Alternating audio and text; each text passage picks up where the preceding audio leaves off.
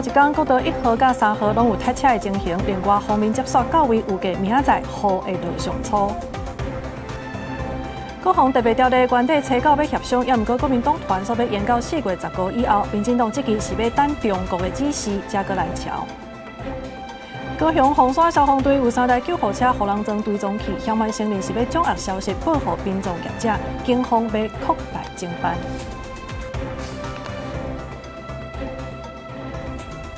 观众朋友，大家好，欢迎收看4月初3中道新闻，我是麦尚莹。今麦咱台湾国内竟然出现头一个本土 A 型 H7 流感的病例，这是中华一个70多岁饲鸭仔的查甫人。这疾管署初步判断的是鸟仔类喂互人的病例，目前是无传出这人喂人的情形，所以这疫情呢暂时是被断开。另外，也来呼吁这养殖业者都要落实防护。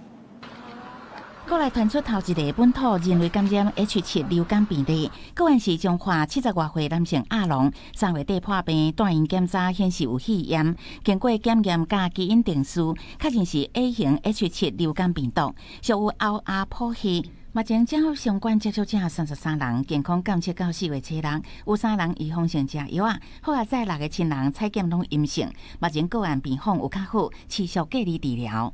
季节性流感的是会有这个急性结膜炎的表现，严重的话还是可能会造成这个肺炎啊、呼吸窘迫等等。不过也有一些这个新型 A 型流感造成这个在人类身上可能是只有轻微的症状，或者甚至可能是无症状。疾管署表示，已经甲农政单位启动联合防疫，包括去个案的主体、亲场、甲病院进行疫调、甲流行病学的调查，佮对养殖场移动管制。虽然养殖场动物采检结果拢是阴性，不过也是针对附近亲场扩大采检，查清楚感染源。疾管署初步怀疑，这有可能是盗鸟的鸟仔屎引起的。研判是个案侵传人事件，而且无人喂互人的迹象，疫情暂时无扩大顾虑。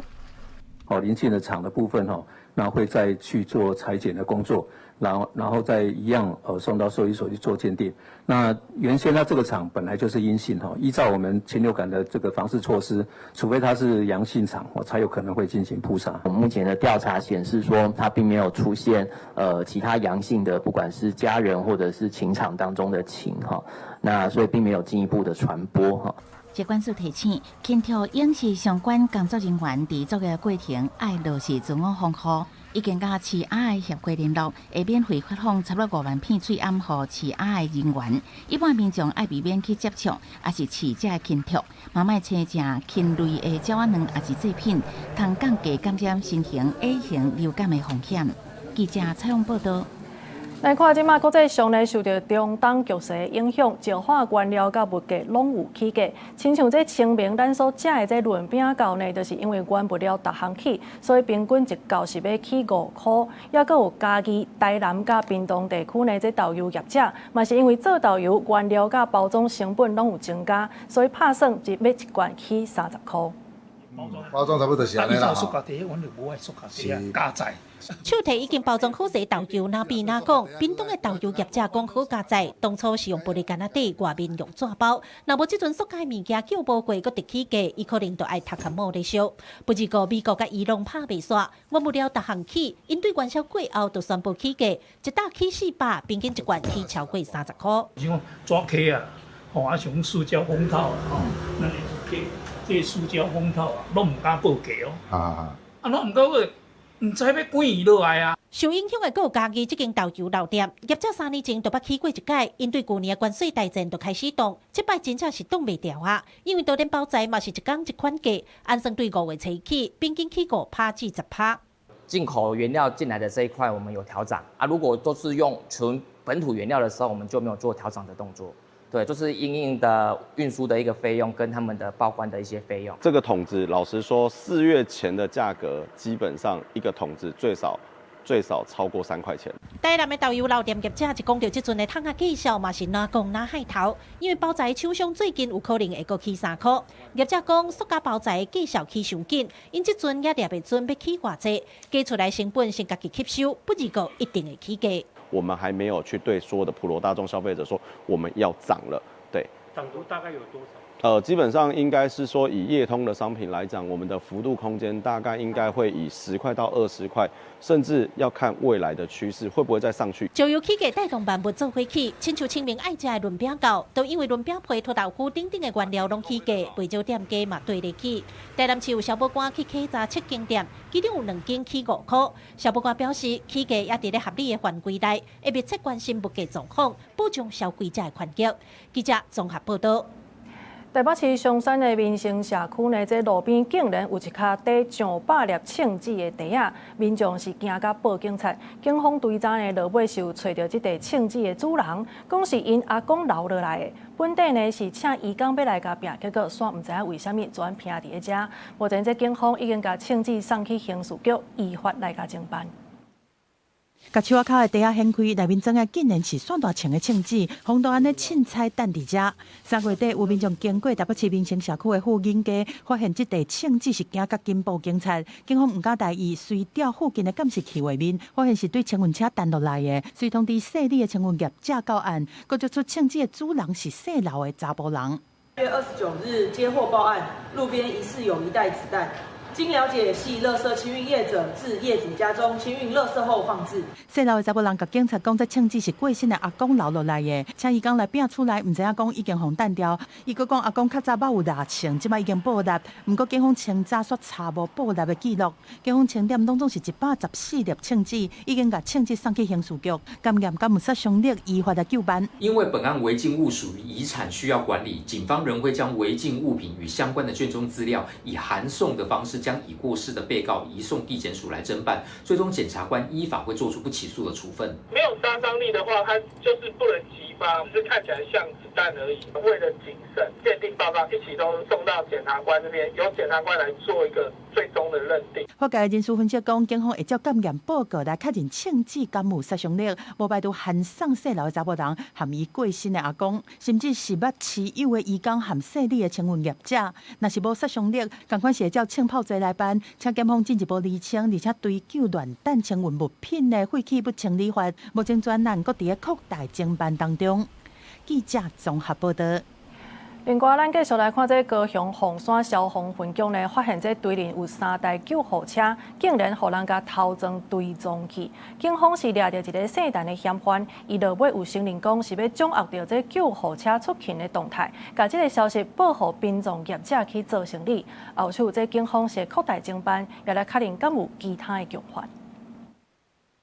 黑衣男子夜伫救护车的车头打追踪器了后来离开，高雄阁传出不少的殡葬业者为着抢生理，伫凤山消防分局的3台救护车顶悬偷盗追踪器。队员3月2日做例行为会时发现，调监视器确认是同个月14互人盗去的。调阅分队的监视器发现有一名黑衣不明人士，他路过我们救护车的时候随手贴了 AirTag， 那我们立即提检相关证据到辖区派出所报案。追踪器敢若5公斤较大，佮用乌烧的铁布来暗砍，无详细检查真恶发现3台救护车逐工出勤20外届。分局表示，出勤期间无发现互人对车，目前嘛还未收到民众反映受殡葬业者扰乱。警方接报了，追查车里抓到一名单性嫌犯。昨天将陈贤拘提到案，并同步执行搜索，查扣追踪器、手套、胶带等相关证物。经初步了解，陈贤是为了掌握救护车的出勤动向，招揽业务，才在车辆上装设追踪器。因为现在网络上你也查得到说消防车派车去到哪边，入侵只是说他会更早一步知道，只是说更早就不知道，他不知道说是哪台消防车去到现场嘛，所以他们才会在车上装所谓的跟踪器。殡葬业者为着抢生理步数真短，去年高雄也捌传出有殡葬业者找黑客监控消防报案系统查消息，如今阁有业者偷盗追踪器，警方后手嘛扩大侦办，确认敢是有其他的共犯。记者综合报道。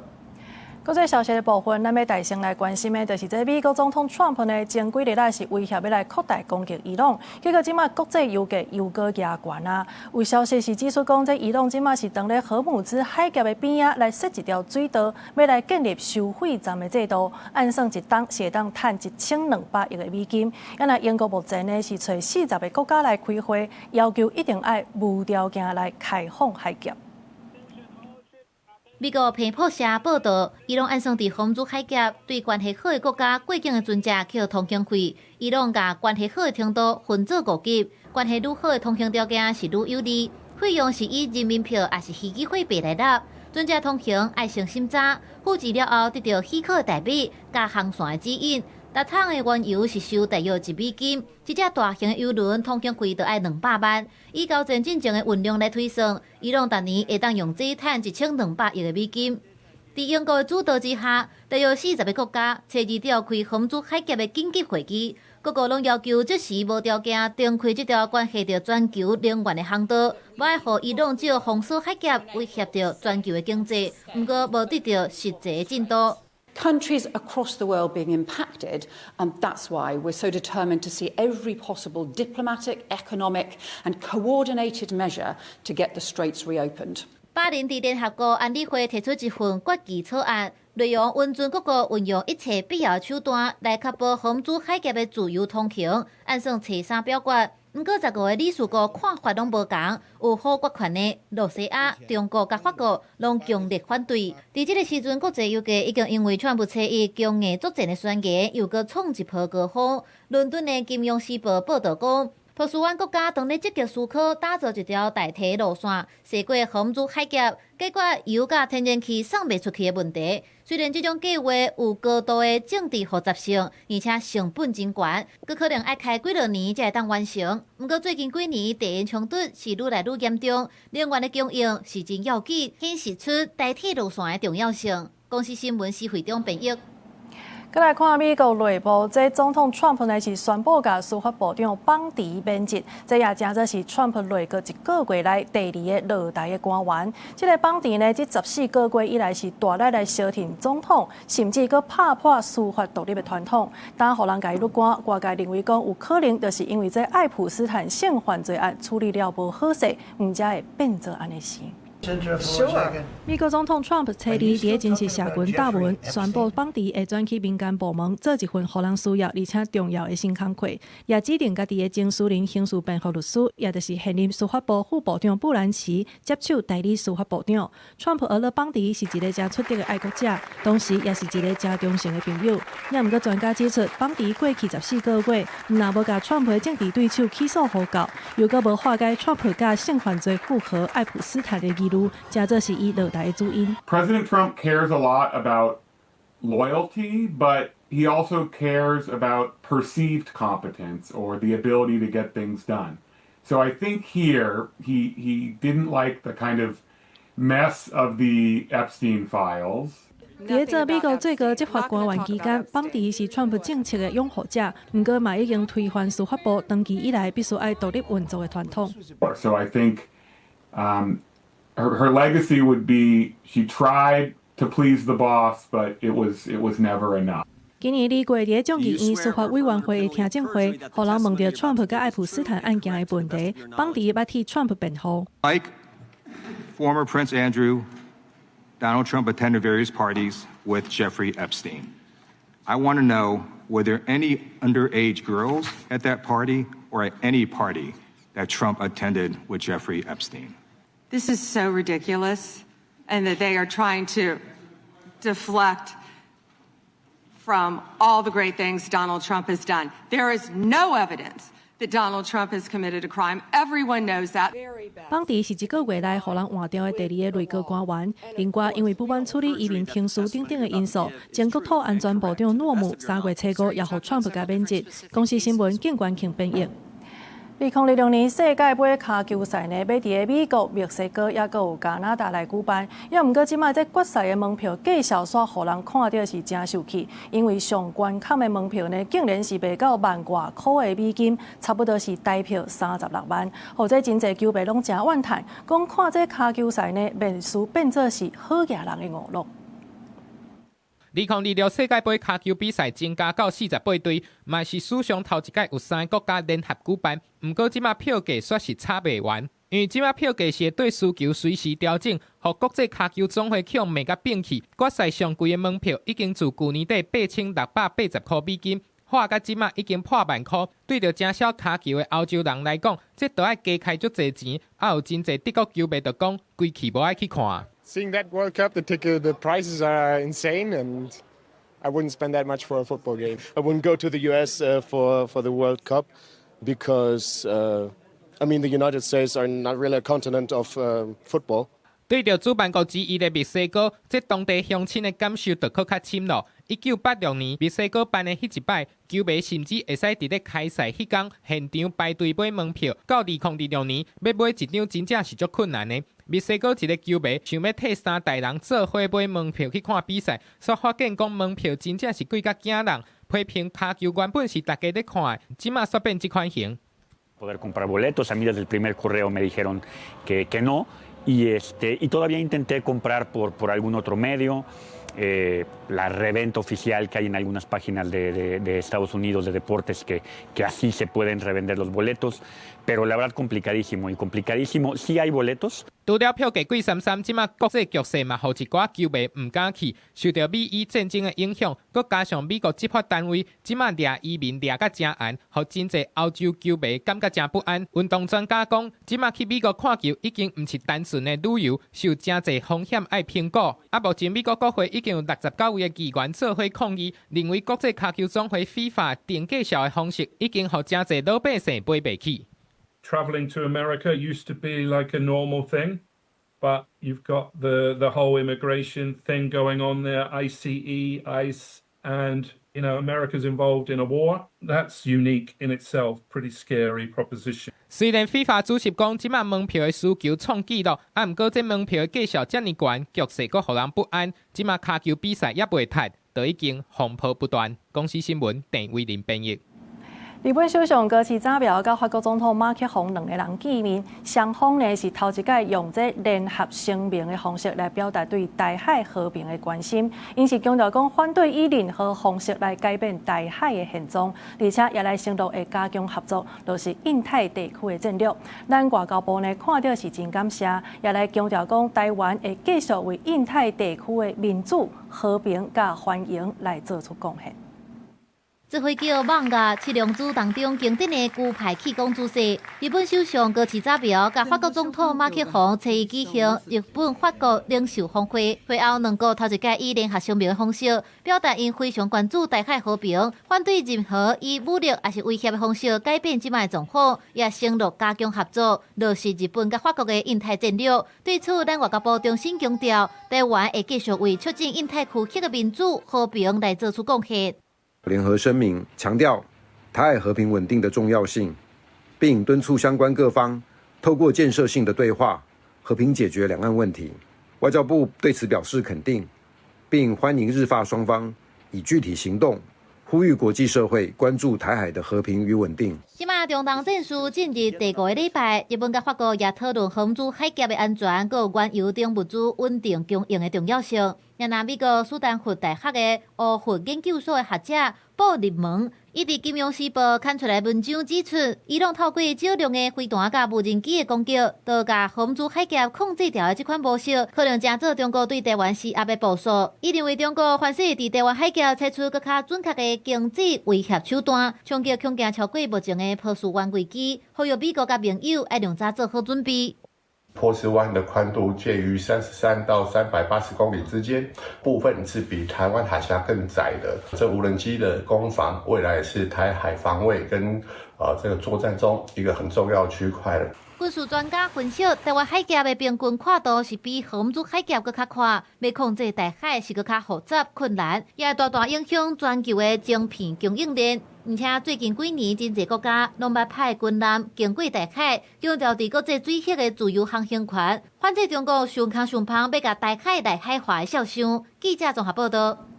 再来看咱的国防特别条例草案拖到单的原底是讲找到要来党团协商，也毋过即马国民党团煞讲要延到4月15，也是讲16。民进党立委林楚英呢是即个讲，这拿赢有可能是要等到第10回过了，才照这中国的意思来敲出军告。另外，这立法院长韩国瑜伊是大文来呼吁讲，得爱赶紧来审总预算案。也那行政院长杜英泰也回应讲，这是好的发展。美国参议院下统派议员访问团3月30去中科院参访台湾家己生产的武器，毋但表态挺台湾，透过国防特别预算提升合作的力头。嘛讲到会敦促美国武器赶紧交回。咱若国防特别条例草案原底4月初到立法院要进行党团协商，不过所传出国民党团向要求讲要甲协商延到15或者是16。我们还是在这边呼吁在野党，那不要因为郑丽文访中而去改变我们既有的这一个行程跟我们既有的磋商的这个节奏。都已经复委审查，我们大家都有心，赶快把这些经购赶快通过，跟我们的经购的延后是没有相干的。虽然南亚立委强调军购案甲国民党主席郑丽文访问中国无关系，不过民进党立委林楚英即期讲，南亚恐惊是要等到电视会结束了后，才知影要安怎来讲军购。不过前国民党主席朱立伦认为讲，若知影立法院议事的规则，就知影即马是法案的冷冻期。我想稍微懂一点立法院的议事规则，就知道现在是在冷冻期嘛。那如果冷冻期应该可以启动，应该是4月底以后了吧？国民党现在摆明了就是要等郑丽文在4月12号结束习政会之后，才要领完旨意，才知道怎么要谈军购吗？同款嘛，伫立法院卡关的，还有115年度中央政府总预算案。立法院长韩国瑜初二伫人民册发文表态，对总预算特别预算，立法院徛伫宪法的义务，用党都爱赶紧审议，落实监督，而且呼吁行政院以3套法案来编预算。行政院长杜永泰初三嘛伫人民册回应讲，欢喜看到韩国瑜希望赶紧审议今年度的总预算，这是好的发展。搁一届呼吁立法院赶紧来审议，而且宽的总预算。嘛强调政府会该用就用，该省就省，珍惜资源。记者综合报道。来看这个要代表民进党出来选台北市议员的朱正基呢，是因为牵涉到中国的间谍案，互北检甲伊起诉，要求判5档以上。这消息一日出来，民进党的台北市党部就随家开除党籍，强调讲面对这国安议题是无吞论的空间，一定得要严格来处理。这其实是个家事纠纷啊！伫要投入地方选前的前立院民代助理朱正基，互人指控卷入间谍案。根据北检新闻资料，朱正基伫2022年7月，是有退休政协官员吴平年交付的手机啊，佮伫今年8月23日时，利用出入立委国会办公室的机会，得到经核列密字的文件资料，协助死亡的中国籍人士，佮有甲人收2万人民票。第一个，我没有收受任何的这个现金或者任何的报酬啦。第二个，这个拍摄呢，我就是把这个已经公诸于媒体的一个东西传给他，那只是因为在这个前面有一张公文啊，写如附件请查照，上面是有个密字。互人当作何志伟主题兵的伊讲家己支持严格执行国安法，也伫法庭自证清白。何志伟透过声明表达愤怒，嘛讲朱正基任职期间无涉入国会运作，呼吁伊赶紧退出台北市议员的选举。民进党台北市党部嘛赶快快速处理。从政同志既然会涉及到国安法，既然会涉及到共谍案，这是我们引以为耻。处理方式就是将朱正基先生予以除名，开除党籍。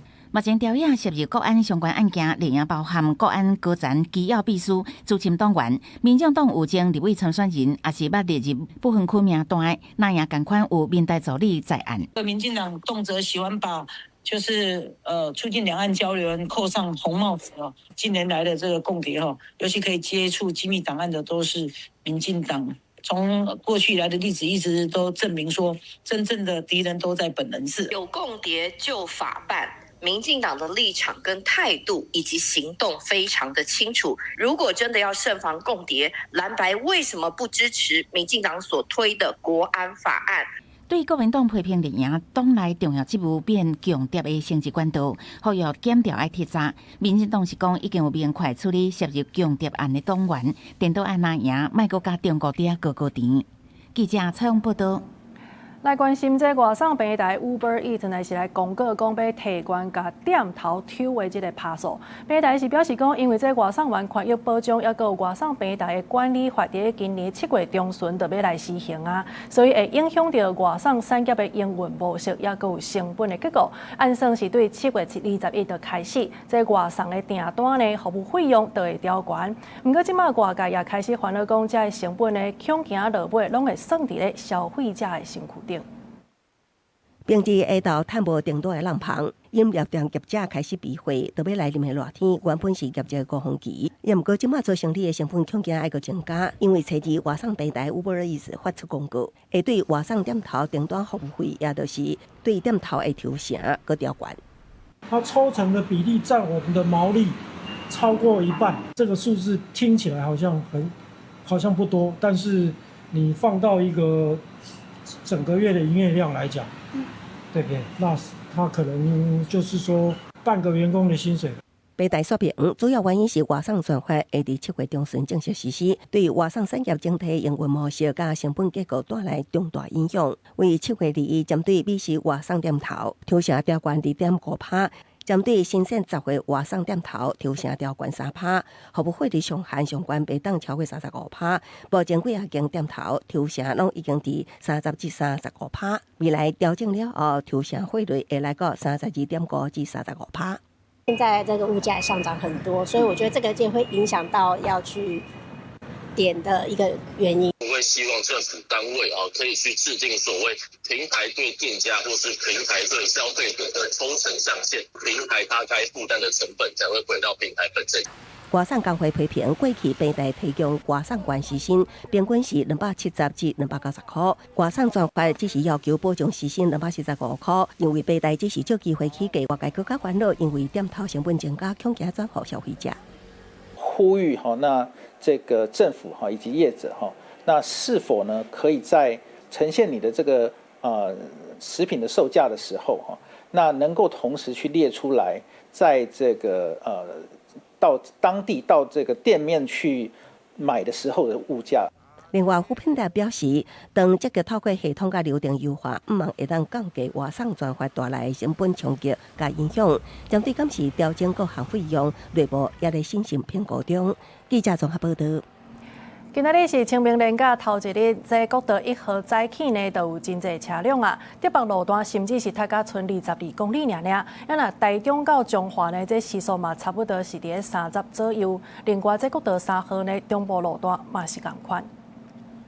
排队车流一阵接一阵，苏花路龙往花东方向自前一暝开始车就变多，未少用路人表示，落公路了后就开始渐行渐停，都已经半暝出发，也是闪袂过塞车。4点10分出门，凌晨4点10分出门，到现在这个时间点还没到花莲。对，好远啊！那你这样花了多久的时间才到花莲？2个半小时。2个半小时哈，在哪个地方发现塞车？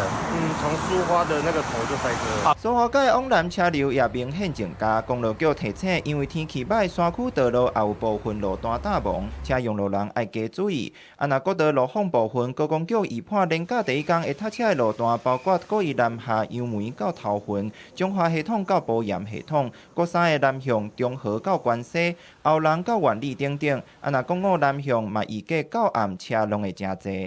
台北地区要前往宜兰地区走国五的民众，我们建议现在没有出发的话，就尽量在下午5点过后再出发。台铁平溪线天拍埔就发生3条岭到10分车站之间，因为落石路线无法通行，经过点外钟的抢修了后，伫7点24恢复通车。空运部分马祖地区因为大雾，南北港机场一时暂停起降，航港局协调新台马轮延后开船，疏运旅客返来台湾。记者综合报道。好，这清明连假呢，国道的车辆是真侪，若天气呢嘛无介稳定，湿雨是安尼直落。气象署表示讲，对今仔日开始会连续落6天的雨，尤其明仔载拜六呢，这全台湾拢有可能会落大水雨。若要好天，可能就要等到后礼拜4。清明连假第一天，北部的雨水真高。俗语咧讲，清明前鱼就高平，清明午鱼必下暑，就是咧讲天气的现象。清明迄天若是好天规日，日后就会交雨水；若是迄天有落雨，后日颠倒会可花。气象署指出，清明连假4天拢会澹漉漉，尤其是拜六礼拜受到风面影响，雨水会较粗，全台拢是雷雨区。特别是在明天这一整天当中，锋面的结构是比较完整的，所以明天的话，降雨的话会是最多的一天。还要留意在西半部地区会有短延时强降雨的现象，而且会有大雨甚至是局部豪雨发生的几率。气象署表示，礼拜雨水会变较细，后礼拜一佫有一波新的锋面出现。拜一、拜二2天全台拢会落阵雨，拜三春北部、中部会出现阵雨，挨到后礼拜四全台湾才会出日头。这波雨势会连续落6天。气象署指出，关心3月底中南部水库欠水，应该当趁这波的雨势补回来。那对于水库来说的话，会有一定程度的一个帮助。那实际的进账量有多少，就要再看看实际的下雨的状况，还有位置来定这样子。因为落雨的关系，天气转凉，各地高温在24度至27度之间。气象署建议，连假4天想要美雨的民众，建议对中南边去，才有机会看到日头。记者台选林旭凯台北报道。或者清明备忘，也毋过各地呢，煞直直来传出火灾。中华的消防局是开出头一张因为备忘引起火灾的罚单，因是利用这个空袭机锁定一个烧杂草，害这亡仔某导火烧的男性。加在这是发现了早，所以灾情无搁传出去。因一直为公墓清出来，边仔阁有小过分热。空袭机锁定，翕到迄当阵有民众当地的扫墓，消防局嘛紧去线索。锁定这个行为人，而且以违反消防法开出彰化县头一张罚单。下午我们有请他来我们大队做笔录，那民众也承认他有引火燃烧，3000块以下的罚款。那空污法的部分，这部分是我们全责当然是环保局。那当然，如果他有影响空污的话，那也最高可以罚到10万元以下的罚款。中国月29，彰化县消防局伫彰化市第1公墓，以空袭机进行高空的监控的时阵，发现有火烟冲出来，随电位锁定一个63岁的查甫人。这个查甫人讲，迄当阵是为着要烧杂草，想袂到火势愈传愈猛，加在有随拍花，而且按规定甲裁罚。彰化县消防局统计，为3月21至4月初2，彰化县拢总接到34件亡仔埔杂草火烧的报案。不要去做引火焚烧的动作，因为目前因为雨水比较少，很容易造成山林火灾的发生。消防局提醒，民众备忘除了用火爱设置，要离开的时阵嘛爱确认火完全已经拍花。消防局目前已经全面启动无人机巡逻，若导火引起火灾，致使公共危险，除了要面临行政罚款以外，嘛有可能涉及刑事责任。记者综合报道。新北市宣布，今年8月30日开始呢，这学校营养午餐是拢免费。也那台北市也宣布讲，这9月开始，毋但是营养午餐会当食免钱，也会当提悬这个食材的品质，也阁有食安的标准。也毋过，即摆外界所认为讲，目前呢，这全国也阁无一个营养午餐法，各县市是无一个统一的标准，所以建议讲应该着爱推动专法来保障学生的权益。学生囡仔咧食营养午餐，毋但食较安心，嘛通减轻父母的负担。若即马全国22个县市拢免费啊！新北市长侯友宜宣布，为今年8月30日开始，新北市的各中各小营养午餐拢免钱，特顿补助75块，按算逐年会当替家长减轻大约12000块的负担，拢总32.3万的学生受惠。若经费部分需要48.4亿，今年会先贴的方式来处理，明年才会列入正式的预算编列。学生的营养午餐的这个部分，我在这个地方正式的宣布，从115年8月31号起，全面推动新北市公私立国中小营养午餐免费。另外，台北市市长朱万安拜四嘛宣布，9月开始，毋但有免费营养午餐，嘛会提升食材品质甲食安的标准。朱万安讲，台北市准备成立食安甲营养教育推动办公室。请营养师来监督。另外，各间学校每礼拜上无提供一摆澎湃的，譬如讲鸡腿、鱼排等等，而且每礼拜拢会食到本土的海产。我们不只要让孩子吃得饱，也要吃得好。因此，我们在菜单的设计、料理、烹调的方式上面全面优化。我们每一周的精选餐，我们会完整一整片的肉排、鱼排。虽然即马学生囡仔有免费的营养午餐通好食，不过学生团体甲民团嘛质疑，目前国内也无营养午餐法，致使各县市的食材费用、是按标准等等的细节，拢无统一的标准。目前专法要伫咧立法院咧讨论，需要调研立委支持，互学生的权益自有保障。记者吴金勇、谢桂林台北报道。另外来看，这家己市府也来宣布115学年度开始呢，这市内各中小的学生中昼顿拢会当食免钱。这个政策一个宣布，毋但是家长真欢喜，就连10月当前就开始推动这个政策的议员黄路辉呢，看到这个愿望总算会当达成，嘛感动甲流目屎。今年才开始，台湾各县市相续宣布囡仔营养午餐免费的政策。家己市政府伫4月初2这天，嘛宣布要为2026年的9月开始，市内各中甲各小学生的营养午餐全部免费。115年度，我们全面的就是学童午餐免费。我想在这样就是把教育做得好，让孩子安心，让家长更能放心。我想这是送给孩子最好的儿童节礼物。家己市政府伫今年追加7500万的预算，要用伫市内各中小学生营养午餐的食材顶面。这项政策计强会当照顾大约27000多位的学生。听到家己市宣布营养午餐免费的消息，10月当前就甲老爸推上这项政策的议员嘛非常的感动。听到嘉义市政府宣布实施国中小学营养午餐免费啊，完成幸福 A 计划最后一块拼图，正好告慰我父亲在天之灵。我非常的欢喜。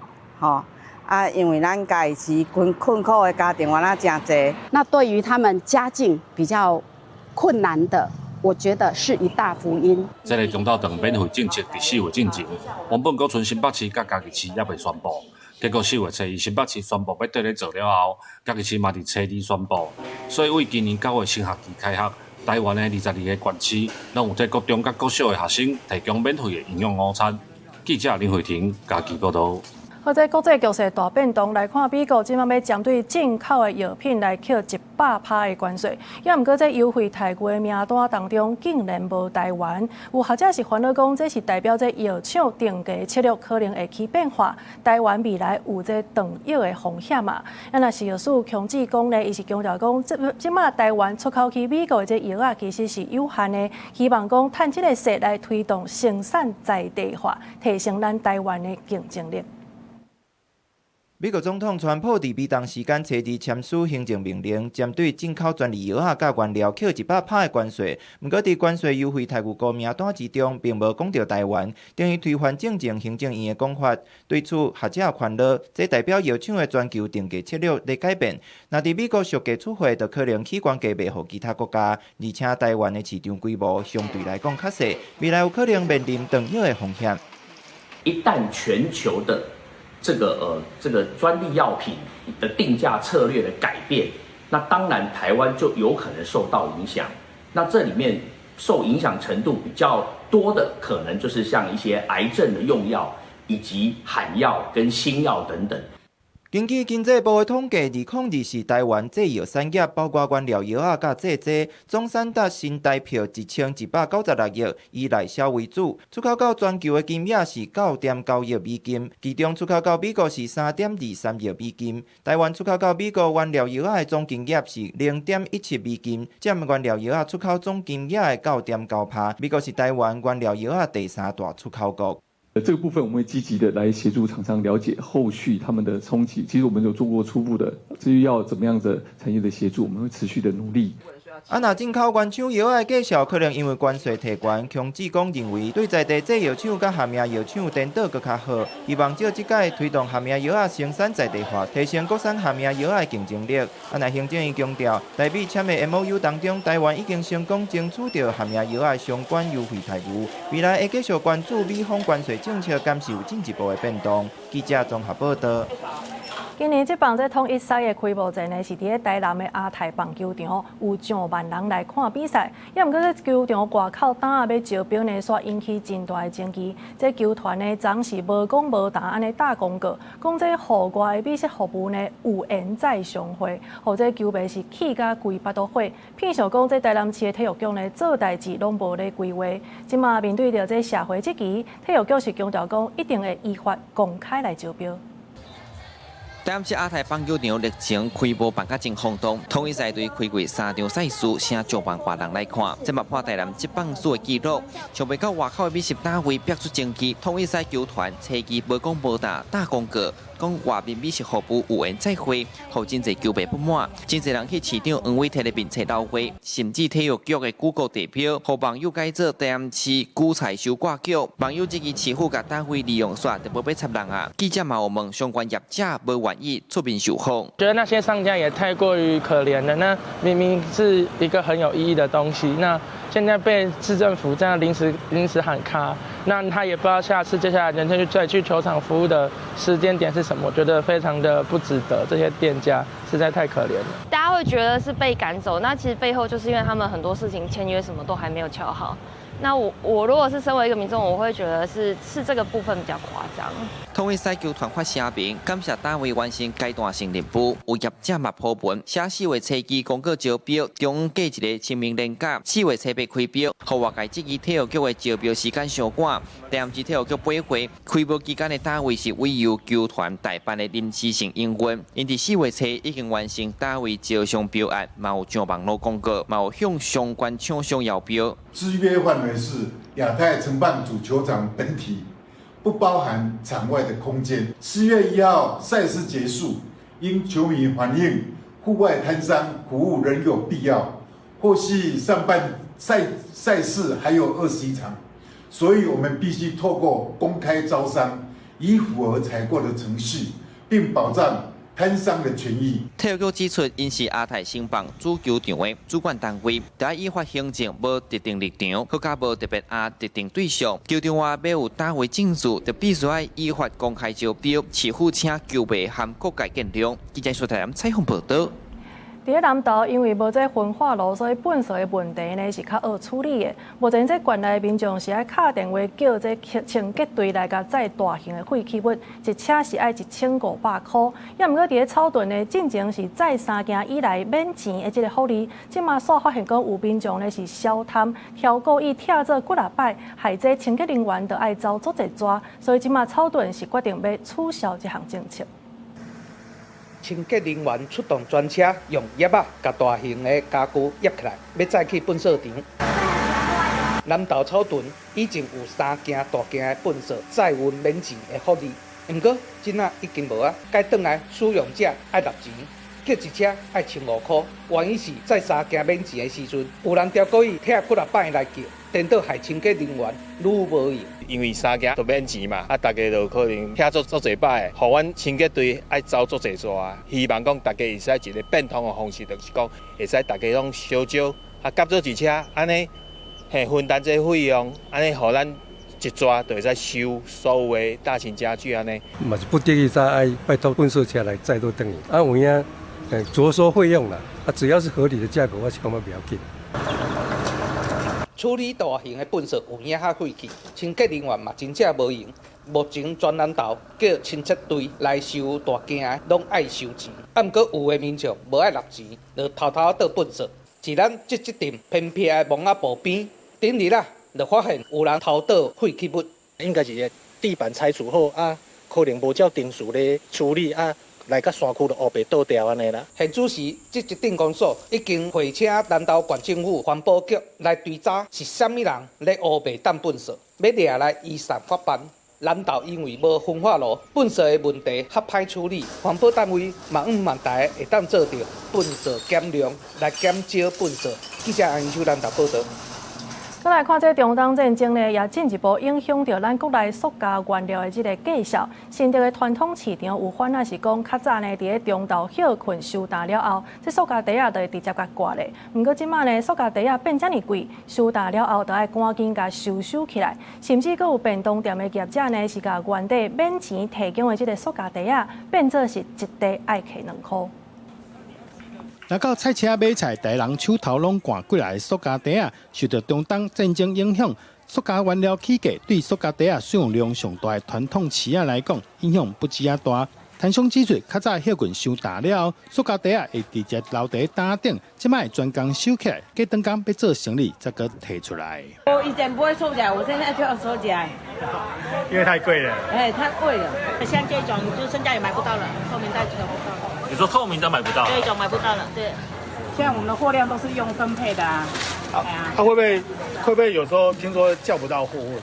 当然会啊，因为现在都缺啊，不管是哪一家都缺啊。新店有卖便当的店家，直接伫门口口搭出无个免钱提供塑胶袋啊，民众若有需要，一个爱2块。店家讲会安尼做，其实是唔望民众家己炸袋啊来。你尽量是自己带起来啊，那我们也是会去买，可是我们买的量，我们都没办法拿到多。我们合作的厂商他没办法给我们，我们也是无奈啊。从一袋是20块的最平均的价格，现在已经涨到40块。40块呢，比较惨的是还不见得是有货。对，所以其实涨1倍的这个条幅，其实对餐饮业来讲的话，其实是一个蛮吃力的啦。业者讲，原底半斤一包20块的塑胶袋啊，即马已经起到40块，而且买佫无一定买有。即马干那唔望战争赶紧结束，减轻大家做生意的压力。记者杜君和新店报道。台记文扛榜来看，这新出版的台湾诗集《台湾色水》，是诗人郭文贤的用25天的时间来完成的作品。伊是把这台湾的色水、四季生态，甚至是人文精神，拢用文字甲写出来。出版社是认为讲，即马呢，这台记文学的出版品已经愈来愈多啊，对台记的发展有正面的帮助。6月天，敢是相识伤心的日子，敢是老乡离居的伤悲。清冷冷的树枝，红光光的花蕊。诗人用台语描写6月色水。诗人郭文贤最近出版新的台湾诗集，号做《台湾色水》。郭文贤伫家人出世，伫淡水读册，为2001年开始用台文创作。伊认为用母语才会当表达家己的感情。这本诗集唔但写海边的雨、港边的风，写四季，嘛写台湾人的精神。就是写台湾的色，台湾有啥物色？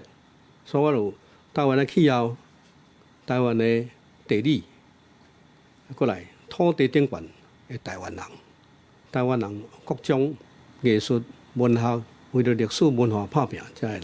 这本诗集是作者经过25天办实的成果。郭文贤透过色水，甲家己对土地、对历史、对这个时代感动，透过字句记录落来。出版社表示，这本诗集描写真侪家人、大场亭顶顶北部的生态甲历史。就那像作者要透过诗句，要带读者做伙去行踏。一篇一篇看落去，会感觉讲，那像伊咧带你看台湾的历史甲地理，啊，佮有一寡伊细汉的时阵伫，因为伊是伊故乡伫家人，佮有淡水遐，所以伊写足侪北台湾的历史。出版社表示，即马台语文学出版品愈来愈多，对台语文的发展有正面的帮助，嘛毋望未来有愈多台文作品，互愈多人看到台语无同的色水。记者吴金阳、曾俊佑台北报道。伫中国的武汉呢，有超过100台由网络业者百度来经营的自动驾驶的计程车，也毋过这车辆上济的时阵，这个计程车煞掉伫个路面，害交通大拍角，对暗头啊踢到半暝，事故的原因还阁需要调查。由中国网络搜寻引领头九，100多所营运的无人计程车，伫当地俗称菜头快跑。也毋过伫3月31暗，估计超过100台菜头，毋知虾米原因自行伫路上停车，同时系统也阁警告乘客袂当落车，以免发生危险。接孩子的路上堵死啦，被我遇到啦。2个傻萝卜在那个桥底下，自己在这里不动了。把后面车子堵了这么多。代志发生的路段位伫武汉市的外湖桥，甲4棵为高架道路参地下道，是所谓的武汉三镇，每一个市区之间重要的联络要道。尖峰时刻，平均每点钟流量是达到5000台以上。这个时阵所发生100多台菜头卡伫路中，后驾锁定是去个急，一直没。第6台路，这条路上已经坏6台路了，这是为什么呢？萝卜的服务器被攻击了吗？第7台、第8台、第9台萝卜全坏在路上，这是为什么呢？百度伫2021年推出菜头快跑的无人客停车服务平台，也设计专用的车型阿波罗 RT6 电动车，随后伫2024年开始扩大中国各城市的营运。也毋过赛车驶几十年的老司机，除了烦恼百度嘅继续竞争，也无看好这批菜头的安全性。只要说有车子一超它，它就直接停下来。假如说前面比如说有个方便带，它就停下来了。它现在不是那么好，蛮多它这个蛮多东西它还没有搞好。果然，代志计划2年，自称驾驶所烦恼的也真正变作真实。中国媒体引用专业人士分析指出，突发情况造成车辆安全机制过度反应，和这批菜头伫无必要停车的时阵停车，未来应该先建立城市顶级的自动驾驶紧急应变体制，各由参与经营的业者共同协调运作。公司新闻齐家人编译。进前受到这疫情的影响，中国甲北韩之间这交通已经长6冬的时间啊。这阵啊，总算是要重新来启动，跨境的列车要起行，原来直飞的航班嘛要恢复。6冬载客跨境列车，搁一摆开过鸭绿公路。中国辽宁省的丹东是中朝边境上重要陆路的门户，即马防疫限制行入历史，长桥顶面满是看北韩的旅客，真侪人已经想要去遐算了。我没去过，但是我们现在退休了，也没事了，所以说我们呢也想着签一次证，我护照都办了。那丹东的居民、外国游客嘛，甲北韩看作是佚佗的圣地，就算讲即马签证敢若发予商务或者是特殊目的的人，啊，毋过中朝交通中客信号看起来是愈来愈强咯。I think it's a bucket list item. I think everybody wants to go inside and see what it's all about. I think you can see it from a certain perspective on what we see from our media. But I think until you can go over and see it for yourself and go, this is what it's all about. 那火车通车，空中嘛通航，中国国际航空 CA121 30对北京飞5兵种，空中正式复航，交通工具拢已经穿好在等啊。啊，不过兵用当局对签一般的观光签证态度犹原真顶真。丹东的旅游业者讲，即马是万事俱备，只欠东风。只是中朝的一个铁路联运和飞机的航班恢复，并没有影响到游客，因为现在朝鲜旅游并未恢复。那朝鲜要是恢复旅游了，当然对好多国内客人是有好处，但是很多人要去嘛。自北京的商务首航到丹东街仔头，对着旅游业中客的热烈期待。虽然讲即马中朝边境往来豆豆升温，啊，不过平壤伊的大门到底要开无，东风敢吹入去，即马也阁真歹讲。记者综合报道。下晡晡的天气，稍后咱继续甲时间交互汤啊。今仔日金门、马祖有局部地站准雨，也是雷公雨。透早到顶部，台湾中部以北、东北部地区甲平湖会有局部地站准雨，也是雷公雨。其他所在是侪云。过昼了后，北部地区甲其他山区会有南山地站雷阵雨。